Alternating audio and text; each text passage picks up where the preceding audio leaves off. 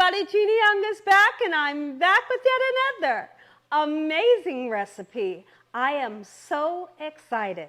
Yet another day, because you all asked me, Gina, please make us some neck bones. And that's what I'm here to make today. It's been a while since Gina Young has showed you all how to make bones, how to make neck bones. These neck bones right here, we're going to turn around and put them in the Instapot. Here are the lovely ingredients you're going to need. You will need some pork neck bones. Now, you can purchase them smoked or you can purchase them raw like we have done today. This is a better than bouillon beef based.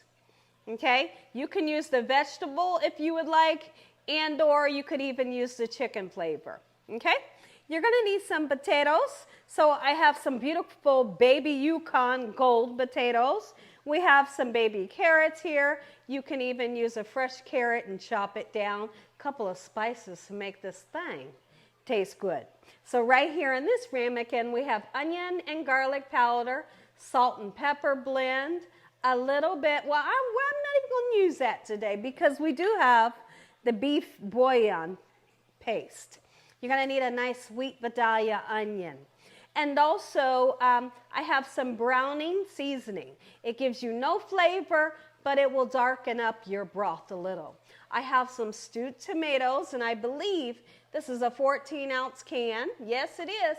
And I also have some cannoli beans, okay? And then we have some chicken broth, or you can use vegetable broth if you want. And then you're going to need some cornstarch, and we'll be making a little slurry so we can kind of thicken up the broth that's in there a little bit. Listen here. Make sure your hands are impeccably clean. Let's get started with this really easy recipe, Gina Young style. I tell y'all what, I'm so excited to make this recipe for you all. Everybody has been saying, Gina, we need a neck bone recipe from you. Well, here I am, and I'm so excited to bring this recipe to you all. Now, the last neck bone recipe is a little bit different. So what I'm going to do is at the end of this video, I'm going to have you all go over and watch the other video. So what I'll do is I'll attach the other video to the end of the video, and all you have to do when you get done watching this one, just click it and you can see two different ways how to make pork neck bones. Okay, so now I've added a spice. It's okay, never too late, right? We're going to use a little bit of paprika.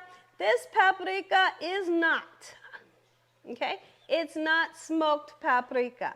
I'm not a fan of the smoked. This is just regular paprika. All right, just like so, don't be afraid to season. If you're that person, you're out there, you're afraid to season your food. Will be flavorless. Don't be afraid to season your food. Garlic and onion powder. All right, just like so. I hope you all are having an amazing day today. Let me know in the comment section below. Have you ever heard of pork neck bones? Or have you even tasted them? I feel like, I don't know. I don't know. I'm wondering, you know, by me asking that question, there has been a lot of people asking me for this recipe, but I also feel like there's a whole lot of people that's never heard of them and never tasted them. If you've never heard of them, you never tasted them, you're in for a treat because this recipe right here, oh, listen here. Delicious, easy, quick, and simple. Okay, so now I'm going to go in with salt and pepper. Okay, just like so in this manner. Beautiful. Make sure you get that black pepper in there. It needs it. Okay, so what I'm going to do, this is the inside of my Instapot. I'm going to go ahead and start adding those pieces of meat. I want to mix the pieces of meat together, kind of rub those spices all onto the other pieces, just like so in this manner. Get them into the pot, and when I come back, I'm going to show you what we're going to do next. So we have our pork neck bones inside of the pot. I want to go ahead and cut up some onions. We're going to put some onions into our pot. If you would like to use bell peppers, absolutely you could. Everybody give me 1 second and I'll be right back. Let's chop up some onion.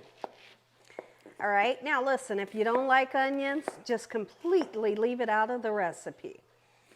All right, just like so. Now, use a small onion. You don't want to overwhelm it. I feel like this here is just plenty enough onion. Let's go ahead and take this onion, if y'all will follow me, do it right on top of those pork neck bones, okay? And the next thing I want to do is I want to put these baby carrots in. It's not a lot. Those of you that are familiar with me, you know that Gina Young is really not a fan of carrots. But some recipes, if I feel like the recipe needs carrots, I'm going to go ahead and put it in there because my family likes carrots.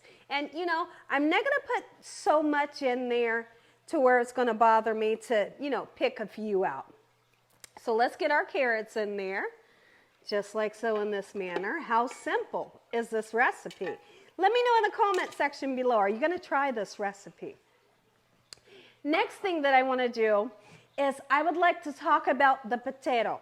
Now, I feel like when you're using the Instapot, I've used the Instapot making roast. And I've put potatoes into the Instapot. And I feel like they've turned into mush. So what are we going to do? Well, we're going to do something a little different. I have a pot right here with a little bit of water in it. It's cold water. We're going to salt that water and we're going to boil some quarter potatoes, okay? And when they're done, we will put them in the pot of the cooked neck bones. How about that? That way I can control how well cooked they get. Do you understand what I'm saying? So now, if you happen to know a trick, cooking potatoes in the Instapot and they don't get too mushy when you're cooking them with the meat, you let me know so I can figure out what the trick is. Okay, but until then, we're going to boil these babies. Okay, so now I have washed them prior. Only thing that I'm going to do is I would like to cut them in half. If it's a tiny one like that, I just leave it like that, okay? But if it's a little bigger, then I slice it in half, and we're going to put it into the cold water, and we're going to start to boil them until they are fork tender. Don't cook them too much. You don't want your potatoes mushy. So now I'm going to go ahead and take some of the broth, and if you don't have broth, you are more than welcome to use water. And as long as you season your meat well, it's gonna have some good flavor, okay? Trust me on that one. So now we're gonna go right in and put some chicken broth in. You may be using vegetable broth, beef broth, whatever you'd like to use, but we really don't need a whole lot because the meat will also let off some steam as well. So now we're gonna put our cannellini beans in. Cannellini.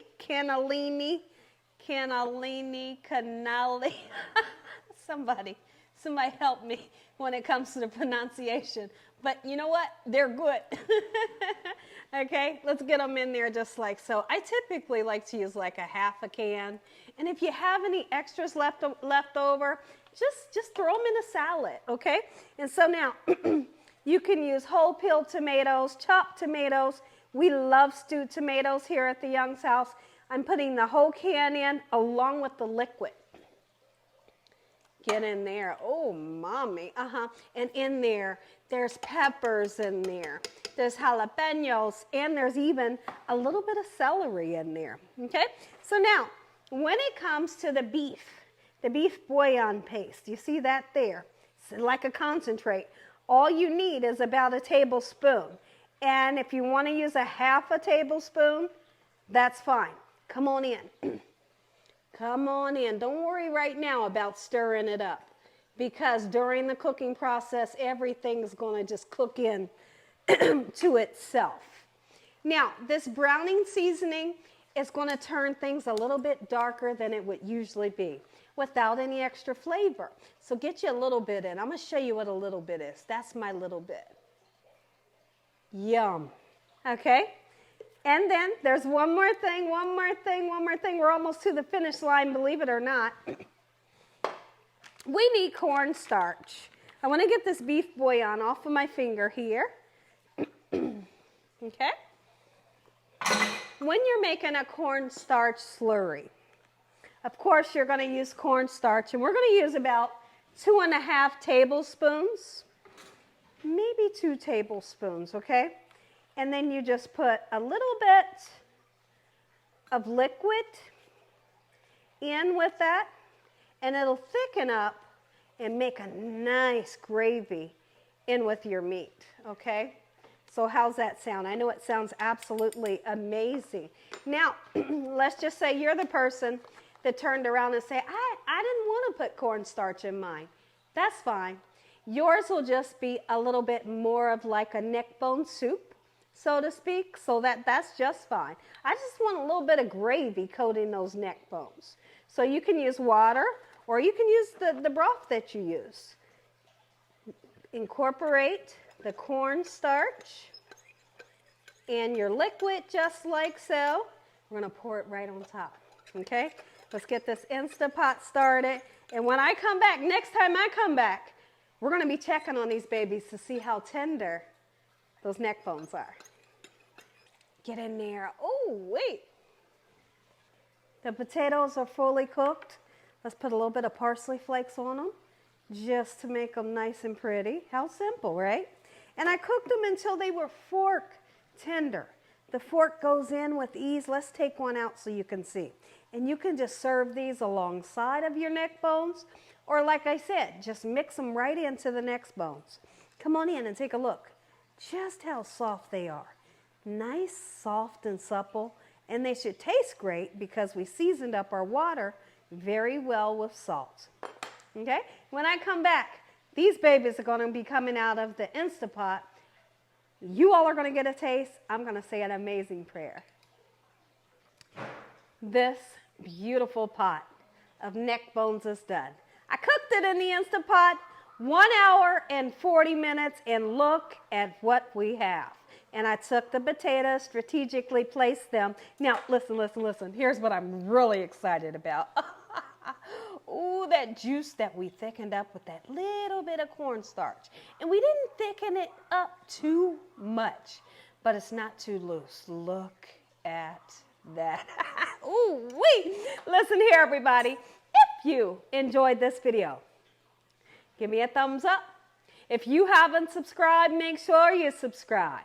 Tell your family and friends and everyone you know, heck, tell the whole world about Gina Young, what I'm doing in this kitchen on a daily basis.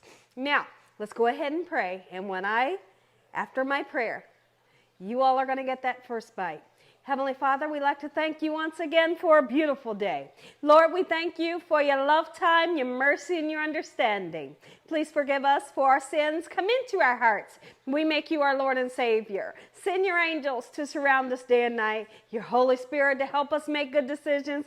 Give us peace over our minds in the name of Jesus. No weapons formed against us shall prosper. And we bind the devil away from us in Jesus' name. Devil, you stand no chance. Heavenly Father, we thank you for the roof over our head, the food, the love, the peace, and the joy you bring us every day. Amen. Amen. And once again, to my beautiful prayer, take a look. Gina Young style, homemade neck bones. Make you some. Amen. And once again, so now there's somebody out there right now saying, Gina, okay, so I want to try it, but I have no clue what a neck bone is. Look at this. That's a bone. And here's the meat. I have to show you how tender my neck bones are. Look at that meat. Just falling off. Listen, when you make them, if your meat don't fall off the bone like that, you need to keep cooking them. You did something wrong. Keep on cooking them until they fall off the bone just like this. Look at that hunk of meat. Oh my goodness. Don't forget the gravy. Take a bite. Look at this. Look at this. Look. Oh, wait, I'm going in. I'm going in.